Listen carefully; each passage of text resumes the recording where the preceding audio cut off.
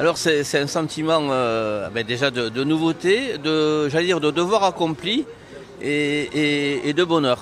Alors de bonheur parce que nouvelle équipe, nouvelle date, nouveau lieu, donc c'était un défi pour nous tous. Donc on s'est renforcé, on a pris un petit peu des spécialistes pour nous aider, Alain Bidot, Xavier Spéja, et donc franchement on est sur une bonne voie.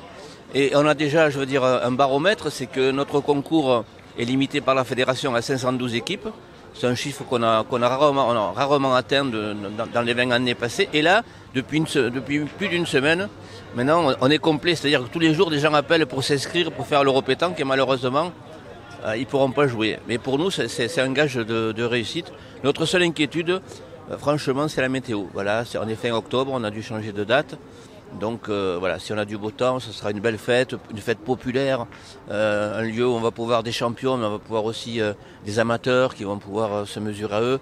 Donc un petit peu, c'était notre souhait, allier le sport de haut niveau avec ce qui est un peu plus convivial de la pétanque, puis faire une fête populaire, parce qu'on est quand même dans un contexte général qui est assez triste et qui est assez compliqué sur plein de plans.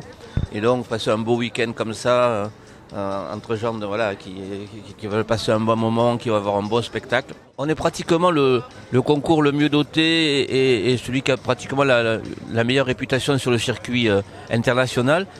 Il nous manquait un écran. On était sur un boulodrome, donc le boulodrome c'est parfait pour jouer à la pétanque, juste pour les joueurs de boules. Mais en fait, comme on fait une compétition qui attire beaucoup les gens, ils viennent à Nice, les familles, les spectateurs.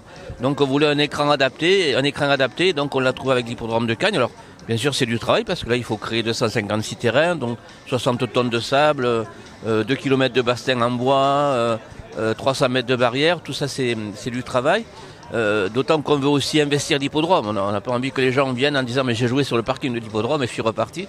Donc on investit l'hippodrome et on va faire je pense une belle manifestation. Oui, alors le tir de précision c'est une compétition qui a des règles propres validées par la fédération. Il y a un champion de France, un champion du monde de tir de précision, mais il y a très peu de concours de cette nature et donc aucune épreuve internationale.